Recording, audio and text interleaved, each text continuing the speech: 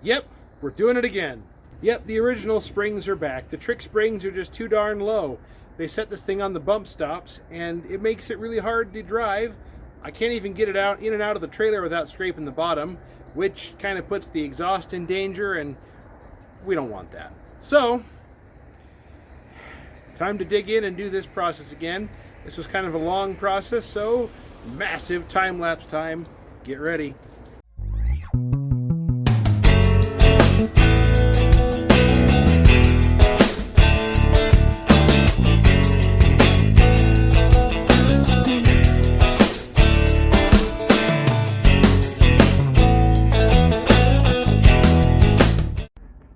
We're going to interrupt that riveting time lapse for a moment. Now, I've done something interesting this time that I did on the other side. I just didn't get it on video. Don't know why, camera failed, whatever. But I've got the spring compressor through the shock mount, and I'm holding onto the spring and basically compressing it against the spring perch in the frame. To me, it feels a lot safer, only because it's held captive against the car, and I'm not dealing with a spring that's compressed when it comes out.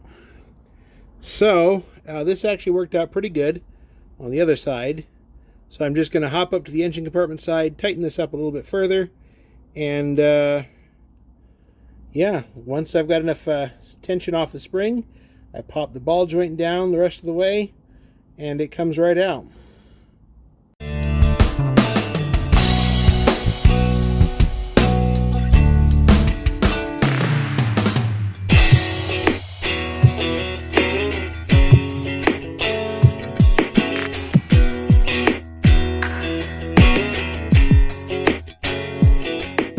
So you saw how easy that spring came out of there, and it didn't even, just spring out, it just kind of dropped.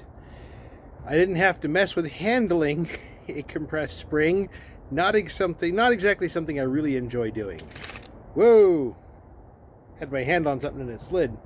Anyways, so I'm just taking a minute, get something to drink. It's warm out, I'm pouring sweat under there. Stay hydrated, guys. It's not worth getting into trouble over having heat exhaustion or, all that good stuff. Stay hydrated, take a break. If you're doing this as a hobby, you don't need to kill yourself doing it. That's what the track's for. It gets hot enough there that, staging lanes, fire suit, you're in the car. That's when it's worth killing yourself over. Maybe not.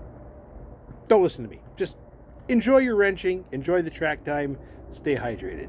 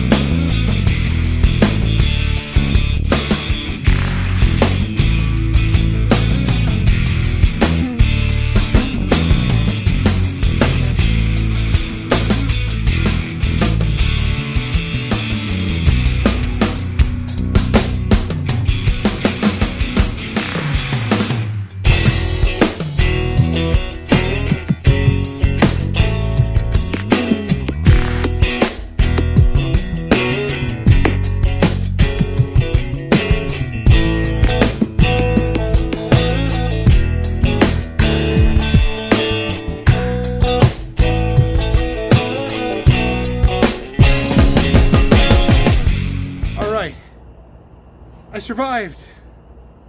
A little dirty. So, front GM coil springs is one of my least favorite things to do. And now that I've swapped those off twice in the last while, I'm kind of good. I don't need to swap them off again. I know those springs aren't right. They're a factory heavy-duty spring. It's what I got. I can now make the car, it can now drive. I can get in and out of the trailer. I'm not worried about every little bump and undulation in the ground. It's not sitting on the bottom bump stops. There we go. Fingers don't work quite right. So, it was perfectly effective the way it was. I turned on a lot of wind lights, just like that. So, thanks for sticking with me on that brutal one. I'm tired. That's a lot of work. It always takes me about 3 or 4 times longer than I expect to. I'm gonna grab a drink, grab a shower, grab the pumice Scrubbie Bar from Sweet Bath and Body, because it takes this stuff off like no tomorrow. Better than anything I've ever found. I'll drop a link for that down in the comments so you guys can go get one yourself and enjoy being grease-free after being greasy. Thanks for watching. We'll catch you next time.